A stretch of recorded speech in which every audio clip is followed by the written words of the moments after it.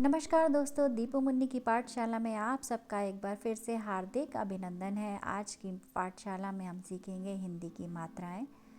अक्सर बच्चों को ये बहुत मुश्किल लगती हैं। हिंदी मात्राओं को इस 12 खड़ी भी कहा जाता है। स्वरों की मात्राएं होती हैं अ से लेके ऋषि तक। तो हम सभी मात्राओं की ध्वनि देखेंगे। चार्ट को देखकर आपको कुछ भी नया नहीं लग रहा होगा, ये सभी किताब में बना होता है, लेकिन नया मेरी मुट्ठी में बंद है। जी हाँ, बच्चों को खेल ही खेल में हंसते हंसते कैसे हम मात्राएं सिखाएं और मात्राओं से पहली मुलाकात कैसे कराएं, ये जानने के लिए आप वीडियो लास्ट तक देखिए। अ, इसकी कोई मात्रा नहीं, बड़ा अ, इसका उच्चारण आ। छोटी मात्राओं का उच्चारण छोटा, बड़ी का बड़ा। छोटी ई, ये बाईं ओर से उच्चारण ई।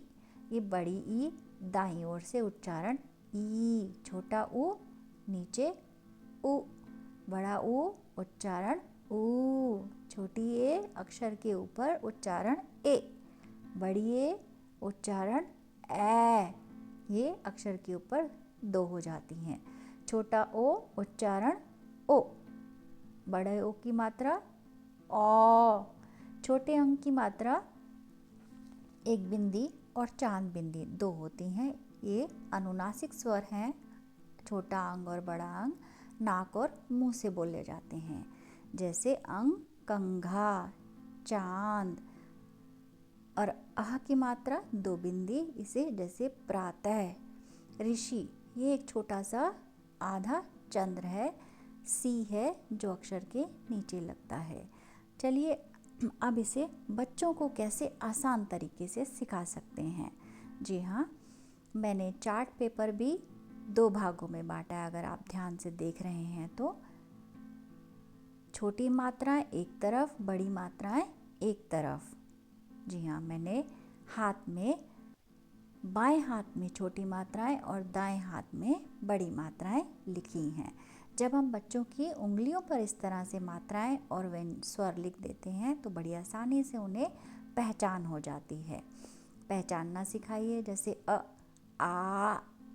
छोटी ई की मात्रा ई, बड़ी की मात्रा ई। छोटा ऊ, बड़ा ऊ। छोटी ए, बड़ी ए। छोटा ओ, बड़ी ओ। छोटा अंग, बड़ा अह।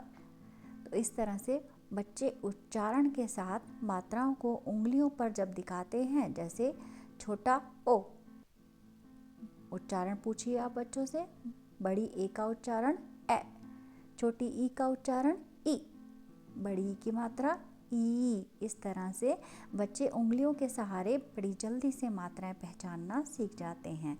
आप पहले उन्हें पहचानना सिखाएं, फिर उसकी ध्वनि सिखाएं, उसका उच्चारण सिखाएं। फिर ये हाथ बच्चों को मैं प्रोजेक्ट के रूप में देती हूँ कि आप यही हाथ अब ड्राइंग बनाएंगे। बच्चे अपना हाथ जब ड्रॉ करते हैं और उसके ऊपर मात्राएं लिखते हैं तो उन्हें बड़ा मज़ा आता है। जी हाँ, आप इस तरह से प्रोजेक्ट के रूप में दीजिए। कलरफुल हाथ बनाइए और उस पर मात्रा लिखिए। बीच में मैं एक व्यंजन लिख देती हूँ। जैसे मैंने क लिखा, इसको सभी छोटी की मात्राओं के साथ, आपने बायां हाथ बनाया है तो छोटी मात्राओं के साथ क का उच्चारण करें। बाएं हाथ पे बड़ी मात्राएं लिख दी, इसको क को बड़ी मात्राओं के साथ उच्चारण करेंगे और लिखेंगे। जी हाँ, इस तरह से बच्चे जब बार बार ये प्रोजेक्ट बनाते हैं, हाथ बनाते हैं और मात्राएं लिखते हैं, तो खेल ही खेल में कब सीख जाते हैं उन्हें पता नहीं चलता। एक और मैं ट्रिक इस्तेमाल करती हूँ कि मैं बच्चों के कलरफुल हाथ बनाकर कोई भी रंग जो उनको पसंद है वो रंग उनके हाथों पे लगा के हाथ पेपर पर छापना है। बड़ा मज़ा आता है बच्चों को, क्या मुझे ही बहुत मज़ा आता है जब मैं हाथों पे अपने रंग लगाती हूँ। ऐसा लगता है मेहंदी का रंग लाल नहीं, नीला, पीला, गुलाबी सभी रंगों का हो सकता है।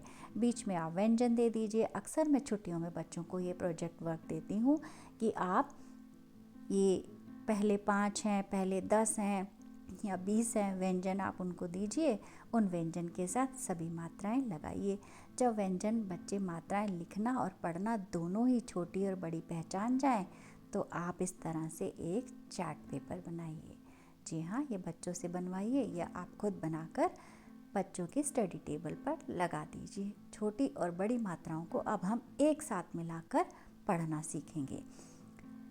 पहली लाइन में मैंने सारे व्यंजन लिख दिए हैं। आप इसे मैथ की नोटबुक में बनाइएगा। जी हाँ, उसमें बॉक्स बने होते हैं, लिखने में और समझने में बहुत आसानी है। क का, कि कुक्कू, के कै, कौ, कं कह, ख खा, खिक्की, खुक्खू, खेखै, खो, खं खह, ग गा, गिग्गी, गुग्गू, गे गै, गौ गौ, गं गह।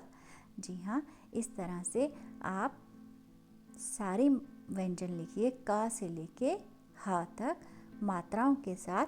हो सके तो इसे कलरफुल बनाइए। यदि आपके पास समय का अभाव है तो आप वीडियो पॉज करके भी इसे बच्चों को पढ़ने के लिए दे सकते हैं। वीडियो आप ही के लिए है, चार्ट पेपर मैंने आप ही के लिए बनाया है, तो एक लाइक तो मेरा भी बनता है। बच्चे बड़े खुश होकर इसे पढ़ते हैं और इस तरीके से मात्राएं मैंने जब भी बच्चों को सिखाई हैं उन्होंने बड़े प्यार से सीखी हैं।